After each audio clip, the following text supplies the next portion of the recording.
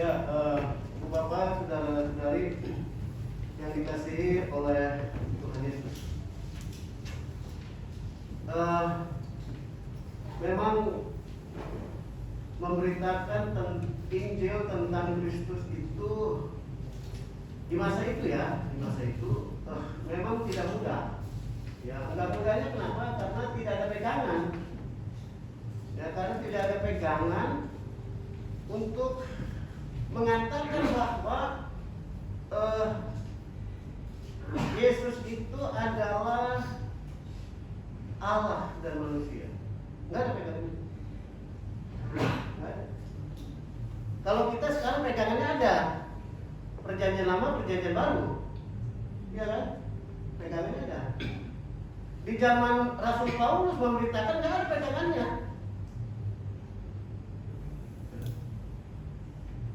Dalam Perjanjian Lama oleh orang-orang Yahudi tidak pernah itu dibaca merujuk pada Yesus. Dan Perjanjian Baru belum ada, ya. Harus ingat ini, ya. Semua surat-surat dan Injil-Injil yang berbicara itu nggak pernah ada, ya. Nggak pernah ada dalam arti belum dikumpulkan, ya. Ini baru sebuah refleksi-refleksi yang terlepas.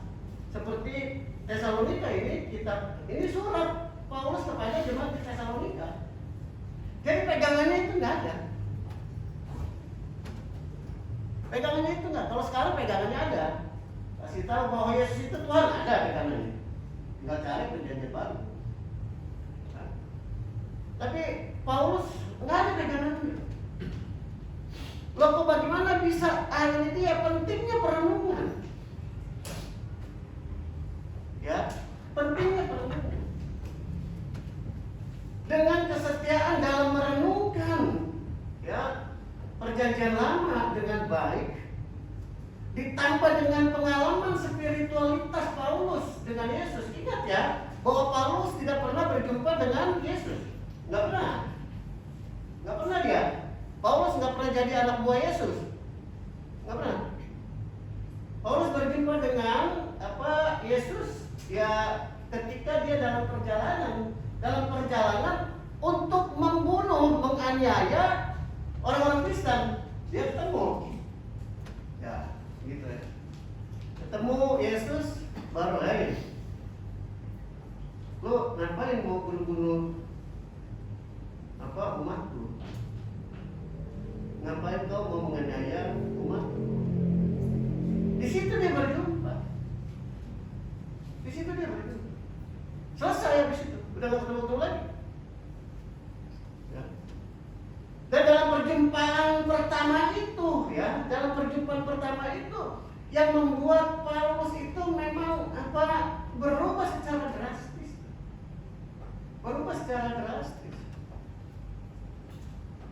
Ini orangnya udah mampus, kok ketemu, ya kan? Paulus tahunya mati, Yesus nggak bangkit-bangkitnya.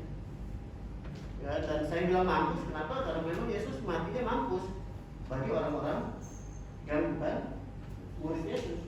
Kenapa matinya itu kan konyol kan disalib? Itu mati nggak ada harga. Karena itu matinya mampus menurut Paulus. Ya, orang mampus, kok ketemu, kok ada bangkit dia? Kok bisa orang mati bangkit? Nah itu dia. Ini merubah perspektif dia tentang Yesus ini. Ini kalau ada yang mati bangkit pasti bukan orang sembarangan, ya, bukan orang sembarangan. Ini pasti sesuatu yang di luar orang gitu, sesuatu yang luar biasa. Karena itu di situ dia langsung berubah pikirannya. Ya, dia melepaskan seluruh kebenaran yang dia punya dulu tentang bahwa Kristus itu orang gak beres, itu bukan Mesias, itu palsu-palsuan tuh. Dia merubah, lalu dia mencoba membaca Perjanjian Lama yang dia punya, dan dari situ dia berubah. Bagaimana memahami Perjanjian Lama secara berbeda, tidak seperti Tapi sekali lagi ketika dia bisa melakukan itu, dia bisa melakukan itu dalam perjumpaan dia dengan Yesus. Dan dia menghayati bahwa Yesus itu benar-benar bangkit. Dan yang bangkit itu bukan sembarangan. Dia pasti Allah. Di situ dia berubah, dan karena itu dia mau memberitakan Injil tentang Kristus, bahwa Kristus adalah Allah penyelamat. Kita bisa melihat di sini, ini luar biasa sekali. Kok Paulus nggak pernah ketemu, nggak pernah diajarin, begitu ketemu berubah, begitu dia menghayati bahwa dia adalah Allah, dia berubah. Pertanyaan kita sekarang, kenapa orang Kristen ini kok tetap bobrok?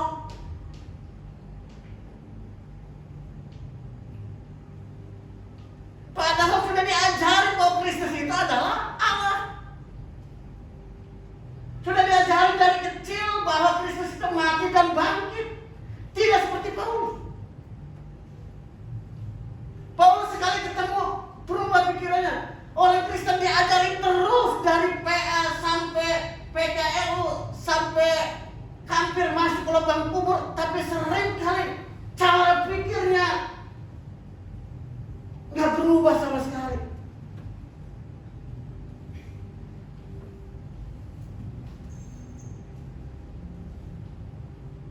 Datang aja ke lembaga pemasyarakatan itu, hitung deh, banyakkan orang Kristen atau yang bukan Kristen. Saya jamin banyakkan orang Kristen secara persentase ya. Ya kalau jumlah orangnya sih pasti enggak. Persentase di Indonesia ini selain Islam 15% itu udah bagi-bagi. Udah bagi-bagi.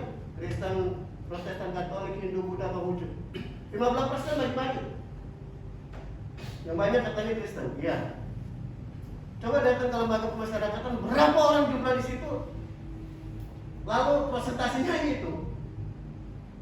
Kalau 100 orang, berarti kalau 15% berarti orang Kristennya 10. Berarti yang bukan Kristen selain yang 8, harus 85 tuh. Ya, dari 100. Ini dari 100 orang Kristen bisa 35. Dia diajarin terus itu. Dia diajarin terus. Dari kecil, dibaptis pula. Ada 2 kali, ada 3 kali. Saking gak mantepnya sama percik. Iya kan, diceburin. Nyungsel pula. Saya selalu bilang, udah deh, kita nih ribut-ribut soal baptisan percik sama selem, ribut-ribut. Udah, kalau percik salah, oke. Baptis nyelam salah, oke. Jadi apa? Berenang.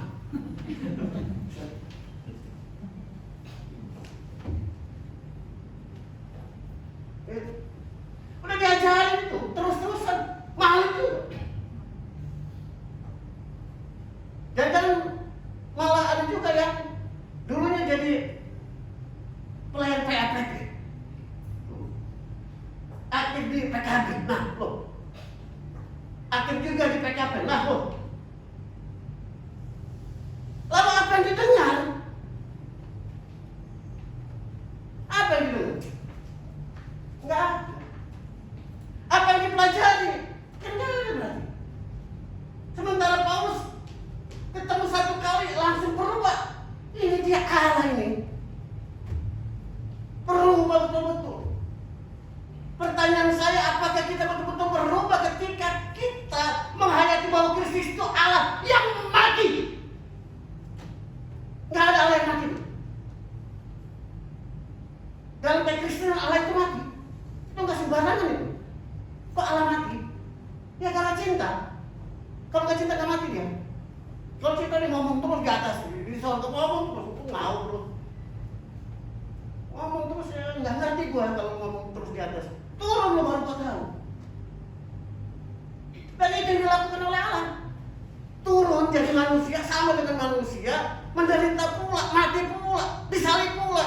Wah berapa kali tuh turun menderita turunnya wibawanya Allah ya lihat ya, turun menjadi manusia, ya kan, turunnya ke bumi sama dengan manusia, udah nih menderita, turun lagi tuh, udah menderita, bukan menderita biasa-biasa, ya kan? Disiksa, turun lagi. Habis itu mati, turun lagi dia. Matinya gimana? Disalib, turun lagi dia. Turun terus. Rendah terus. Orang Kristen maunya naik terus. Ngapain naik? Allah turun kok mau naik. Mau ninggin terus dirinya. Rendahin terus diri kita. Supaya sama seperti Allah. Allahnya rendah, orang Kristennya mau naik terus. Sampai ke surga, akhirnya Yesus ke dunia. Orang Kristen di surga, gak ketemu Allah dia. Allah kan di dunia.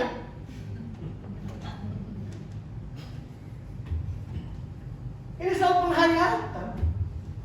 Apakah kita benar-benar menghayati bahwa Allah itu, Kristus itu adalah Allah yang mati untuk Anda dan saya dan untuk dunia? Dalam perspektif yang semacam itu, Paulus menginjil sampai kemana-mana. Sampai ke Tesalonika itu Eropa pertama itu dapat kabar Injil.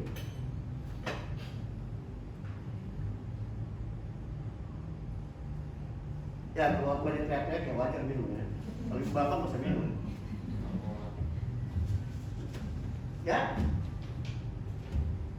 Dalam penghayatan itu, Paulus pikir dunia harus tahu ini bahwa ada Allah yang sudah menjadi manusia, betul-betul mencintai manusia, dan karena itu saya harus memberitakan kepada semua orang. Dan ketika dia memberitakan kepada semua orang, yang dia hadapi adalah orang Yahudi, suku bangsanya dia yang memang nggak bisa melihat di mana Yesus itu dalam perjanjian lama, nggak ada.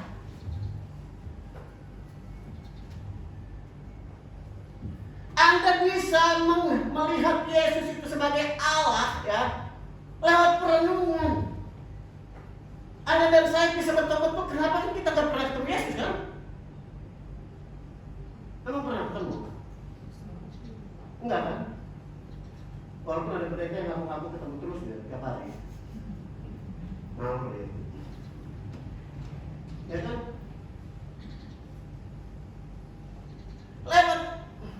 Lewat perenungan, lewat bacaan tiap hari, baru kita ini Yesus ini. Karena itu, kok ada Allah jadi manusia menderita, menebus. Kenapa saya yang katanya pengikutnya nggak mau memberitakan? Kenapa begitu saya tahu saya diamin, saya keep dalam diri saya dan keluarga saya saja? Kenapa? Harusnya nggak bisa begini. Harus diberitakan. Di mana-mana beritanya, dalam kerja, dalam segala macam. Dalam pekerjaan dia harus menjadi teladan dalam tempat kerjanya. Jangan dia kacau sama seperti yang lain. Sebagai guru, banyak yang guru ada di sini. Dia jadi guru yang baik. Yang lewat dia murid-muridnya jadi pinter, bukan malah jadi dungu. Ya kan? Dia penatua dan diaken. Yang lewat hidup dia, persekutuan ini semakin utuh. Bukan justru dari penatua diaken dan pendeta keluar jadi mulut comberan yang ngejelekin orang. Terus gimana?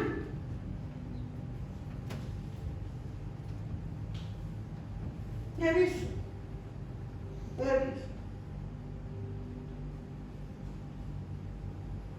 Dan ketika Paulus memberitakan Injil di jemaat Tesalonika, orang Yahudi marah, orang Yunani marah, makanya Paulus disiksa, dianiaya, diusir. Karena itu dia pergi ke Korintus, ke kota Korintus.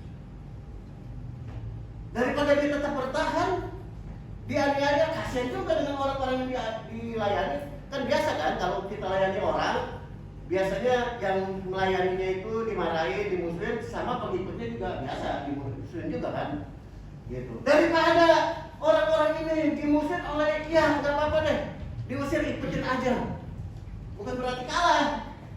Ya deh, pergi kau, oke, gua pergi. Habis disiksa, habis ditambahin, habis diludahin, gitu. Oke deh, pergi dia sampai ke Korintus. Tapi yang menarik di jemaat Tesalonika ini, apa yang diajarkan oleh Paulus itu betul-betul terekam dalam pikirannya, terekam dalam hatinya, dan berbuah dalam tindakan nyata sehari-hari, sehingga mereka menjadi teladan.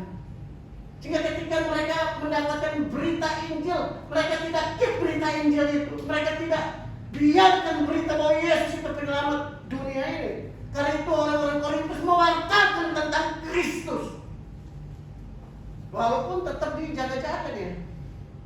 Keselamatan nggak boleh dibiarin, disampaikan harus lewat kata-kata dan lewat perbuatan. Dan karena itu dalam bacaan kita dikatakan oleh Paulus, saya dapat berita dari Timotius, dapat berita dari Silwanus, bahwa bagaimana hidupmu itu walaupun dianiaya tetap tabah, tegar dalam ajaran dan iman pada Kristus. Jadi walaupun dia dianiaya, mereka tetap memberitakan. Jadi penganiayaan, penindasan itu bukan alasan untuk kita berhenti mengabarkan kabar sukacita. Nggak ada alasannya. Kok nggak ada alasannya? Ini contohnya, ini presidennya. Gitu. Lalu bagaimana cara Paulus berkomunikasi dengan jemaat di Tesalonika? Sekarang nggak ada pesta. Dulu nggak ada telepon. Ketika mereka di-cut untuk nggak bisa berjumpa, salah satu caranya tetap berkomunikasi dengan orang-orang yang dekat dengan dia. Lalu disurati. Surat itu adalah alat komunikasi. Sekarang jangan nyuratin, udah kuno, kampungan. Sekarang lewat WA. Karena itu ketika ada COVID kita nggak bisa ketemu, bukan berarti kita nggak bisa melayani, bisa kita layani lewat WA. Jangan ketemu, kita menyebarkan COVID nantinya. Cara berpikirnya kan harus berbeda, ya kan? Dari yang dulu nggak ada COVID, ketemu. Ya kan, begitu ada COVID jangan ketemu. Kalau sering-sering ketemu, saya bisa menyebarkan COVID, Anda bisa menyebarkan ke saya. Gitu. Jadi harus bijaksana. Cara pikirnya harus beda, cara bertindaknya juga beda. Ya. Karena memang paradigmanya udah berbeda, nggak bisa sama. Oh, Bapak Pendeta Paulus tuh, Yesus itu kalau suka ketemu orang, iya Yesus nggak ada COVID. Kalau ada COVID juga dia juga pakai masker, mau nggak mau. Kalau dia sekarang ada, iya. Makanya saya selalu bilang dari awal pertama saya berjumpa dengan PMJ, saya katakan kita jangan sering-sering ketemu. Itu persoalannya. Cerdas dan bijaksana. Tapi bukan berarti nggak bisa melayani dengan cara itu. Bisa. Ada orang sakit yang didatengin, ditelepon ibu bapak. Karena begitu caranya sekarang. Iya kan? Kalau didatengin, kalau saya sehat. Kalau enggak, lagi sakit jantung, bapaknya saya COVID. Oh ya, dengan lugunya dan agak blow-onnya saya doain dia. Habis doa mati dia. Mati kenapa? Gara-gara COVID. Pendetanya diubah-ubah harusnya. Loh, ini realitas sekarang. Harus beda. Jangan buat pendeta itu ketemu. Apa ketemu? Ngawur loh. Makanya kalau dulu sering ngopi-ngopi, sekarang terbukti bahwa ngopi-ngopi kan nggak penting kan? Iya kan? Nggak penting lagi. Sering-sering ngumpul ya ngopi, ngapain ngawur? Kalau dulu iya, sekarang nggak usah. Kopinya kasih siapa? Kasih anak aja, kasih istri. Udah bagus. Dulu sebelum ada COVID, ngakunya saya ini kerja susah apa segala macam, jarang ketemu keluarga, ya kan? Iya kan? Bilangnya gitu ngakunya. Iya kan? Sebelum COVID ya. Begitu ada COVID, begitu sering ketemu keluarga mulu, bosan. Lu ini apa sih di kepala lu sebenarnya? Iya kan? Bersyukur dengan COVID ini kita sering ketemu keluarga. Kenapa bosan? Ngawur ya? Iya kan? Ibu bosan nggak ketemu suami? Enggak, iya. Bapak kan udah gak bosan kan? Udah gak bosan. Bapak gak bosan kan? Iya kan dulu kan selalu bilang, saya mau ketemu sama keluarga suruh kerja apa segala macam ya kan. Sekarang kerja di rumah, sering ketemu sama istri. Dibilang bosan. Iya, otaknya gak benar sebetulnya. Iya kan? Iya bagus lah, udah ketemu, udah bagus, udah nggak usah ngopi-ngopi, udah gampang ngopi mah. Iya kan? Kembali lagi kemari. Ya kan ini cara hidup yang sekarang ini. Tapi nggak apa-apa ada COVID, silakan aja ada COVID. Tapi kita bisa melayani dengan cara yang baru. Bertelepon, halo apa kabarnya? Ya. Dulunya juga saya sebelum COVID males itu kirim-kirim WA. Sekarang begitu COVID ya saya kirim-kirim WA. Iya kan, pagi-pagi, malam. Walaupun nggak ditanggapi nggak apa-apa. Oh iya enggak, memang nggak perlu ditanggapi. Ya ini dibaca senang. Kalau nggak ditanggapi. Kalau ditanggapi juga nanti capek juga ya kan. Kalau setiap orang yang Pak Pendeta terima kasih saya buka, Pak Pendeta terima kasih saya buka. Lalu kapan saya kerja? Itu ada yang doang. Begitu, jadi biasa aja. Ya kan lu nggak mau ya saya renungin ya, udah saya kirim. Dibaca syukur nggak ya udah. Ya memang itu caranya sekarang. Iya kan? Kalau nggak ada COVID ya enggak. Kita datengin, gimana Pak kabarnya sehat? Oke kita doain. Begitu, ini cara. Kalau dulu Paulus menghadapi penindasan seperti itu, sekarang penindasan kita dalam bentuk COVID sekarang. Ini kan bagian penindasan, ancaman kematian. Iya kan? Nggak ada orang yang kuat. Siapa yang kuat? Yang paling hebat itu kan protokol itu kan menteri kena 2. Menteri kena 2, lalu jemaat pondok umum bilang kok anu mah kuat, so tahu dia. Lu bakalan kena lu kalau mau. Begitu. Iya. Ini cara hidup. Cara hidup sekarang. Cara kita melayani sekarang memang berbeda dengan Paulus. Bahwa semangat untuk mewartakan bahwa Kristus itu adalah Tuhan penting kita lakukan. Tapi caranya itu sudah berbeda sekarang. Berbeda. Gitu. Oleh sebab itu kalau persiapan ya harus tetap pakai masker. Besok barangkali kalau persiapan, kalau bisa persiapannya lewat Zoom aja udah. Nggak usah pada datang-datang. Ya kan lewat Zoom. Kalau dalam kenyataannya juga gitu kan. Habis persiapan kan cuma nyanyi-nyanyi aja tuh. Nyanyi-nyanyi baca-baca ya kan. Baca-baca kata ibadah, habis itu ibadah. Habis itu ketemu dah. Ya kan ketemu di mana? Di yang pelayanan firman, ketemu di konsistori, ya kan? Ya ngapain ketemu konsistori di Zoom bisa? Nyanyi, ya udah tinggal aja ya kan disiapin semuanya. Udah gampang itu. Udah enggak, ngapain datang? Capek, ongkos juga, bensin juga, segala macam. Diganti kagak apa? Misalnya, belum enggak saya enggak. Ini ngomong yang benar ini. Realita kita ini begitu. Gitu. Oleh sebab itu saya selalu bilang, polonya kita kata orang Betawi, polo kita harus dirubah, otak kita harus dirubah. Cara berpikir yang dulu harus dirubah, paradigma dulu harus dibuang, ganti paradigma yang lama, tempel klak. Nah gitu. Melihat sehingga jadi aman-aman. Jangan habis persiapan lalu kena COVID, bahaya. Memang kita tahu COVID kenapa enggak kita? Enggak ada tahu kan? Begitu udah kepanasan udah baru, oh jangan-jangan kena COVID. Enggak ada rasa, nggak dirasain. Itu bisa. Itu cara pikir. Dan saya ngomong ini bukan saya ngomong di mana-mana. Dalam pertemuan dengan majelis murid saya bilang, dalam apa? Panter saya bilang. Saya katakan GPB ini otaknya mana sih? Kita harus merubah cara berpikir. Saya ngomong, biarin aja. Terima syukur enggak, udah emang COVID ya. Ya. Begitu ini. Jadi semangat yang penting itu, yang nggak bisa diredam, nggak boleh diredam, adalah kita harus mewartakan kabar bahwa Kristus itu adalah penyelamat dunia ini.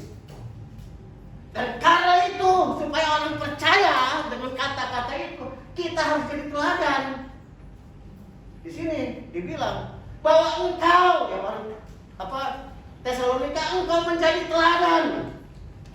Kepada ayat 6, pada ayat 7. Sehingga kamu telah menjadi teladan untuk semua orang. Kamu menjadi teladan bukan saja di Makedonia, tapi di seluruh dunia. Seluruh dunia maksudnya dalam semangat pada saat itu di mana-mana. Sehingga kami bisa mendapatkan berita dari orang-orang tentang kamu itu. Sehingga ketika jadi teladan orang melihat, wah ini siapa ini? Ini orang-orang apa ini? Kok beda dengan yang lain? Karena beda dengan yang lain, kok bagus sekali, kok peduli sekali. Karena itu orang memuji dia. Begitu juga dengan kita, Kristen itu harusnya kita jadi teladan. Begitu kita melihat siapa misalnya, Jono Kristen, wih, si Jono kok cara hidupnya beda sekali. Orang apa dia? Kristen, oh iya. Ya kan, Kristus dimuliakan. Jangan, oh siapa dia? Matius Pak. Kristen dia, iya, di penjara. Oh, orang Kristen begitu, emang iya. Itu kesaksian kita itu. Ya, kesaksian kita. Kita mau mengatakan bahwa Yesus itu penyelamat, kita harus betul-betul jadi teladan. Teladan dalam hidup kita, bahwa lewat hidup kita orang tahu bahwa dia menyelamatkan dunia. Itu teladan namanya. Contoh model. Teladan itu model. Yang disebut, yang dibilang kudus, itu kudus beda, kudus sama suci. Kudus itu orang dipisahkan dari kerumunan, dipisahin, kudus nih. Untuk apa? Untuk jadi contoh, untuk jadi model kehidupan. Dulu saya waktu dari Jogja, perpisahan di Jogja itu banyak seniman, pemandu. Lalu saya dibuat patung saya masih ada setengah. Pak Pendeta, saya buat patung ya, oke, saya lihat. Pakai model dulu sebelumnya. Ya, oh enggak, hidungnya salah, hidung gua nggak mancung, nggak pesek ke dalam. Udah jadi. Ini modelnya nih. Dari model itu bisa sejuta patung jadi. Sejuta patung jadi. Dengan model yang sama, dengan bentuk yang sama. Tapi kalau modelnya rusak, diapain? Buang. Orang Kristen gak jadi model, dibuang. Keluar aja dia. Loh iya. Jadi gak usah halus-halus ngomong. Orang Kristen gak jadi model, gak jadi teladan. Suruh berhenti aja jadi Kristen dia. Jadi apa pendeta? Jadi apa kayak kesana? Gak usah jadi masuk ke agama lain, kita merusak lagi kamu. Lain. Iya. Model ini rusak, dibuang, ganti model yang lain. Itu teladan. Anda dan saya nggak jadi teladan, buang. Cari teladan yang lain. Allah melakukan itu. Orang pondok umum nggak bisa jadi teladan, dibuang aja, diganti yang lain aja. Begitu. Jadi jangan pernah kita pikir, loh karena saya Kristen jadi terus. Ya enggak. Anda jadi Kristen untuk jadi model. Untuk jadi model kehidupan. Kalau kita nggak jadi model, nggak jadi teladan, kita bukan siapa-siapa. Kita hanya sekedar KTP-nya Kristen. Tapi kita bukan Kristen. Para Kristen yang sejati adalah pengikut Kristus, mencontoh Kristus. Sehingga dengan mencontoh Kristus kita menjadi contoh bagi orang lain. Oleh sebab itu sekali lagi Bapak, mari kita menghayati berita firman Tuhan. Banyak persoalan pasti dalam hidup ini. Banyak kendala pasti. Banyak tantangan apalagi sekarang di seluruh dunia COVID-19. Tapi sebesar apapun tantangan kita, jangan kita padankan tugas dan panggilan kita sebagai anak-anak Allah. Tugas panggilan kita sebagai pengikut Kristus. Bahwa pengikut Kristus dimanapun harus tetap menjadi model dan teladan kehidupan. Sehingga melalui dia banyak orang diselamatkan. Karena banyak orang meniru model kehidupan itu. Tetap semangat, jaga kesehatan, jangan sering-sering ketemu, kerumun di pasar sebentar aja nggak perlu. Jangan ketemu di jalan-jalanan, supaya kita tetap sehat dan memuji Tuhan dalam seluruh kehidupan kita. Tuhan Yesus memberkati kita. Amin.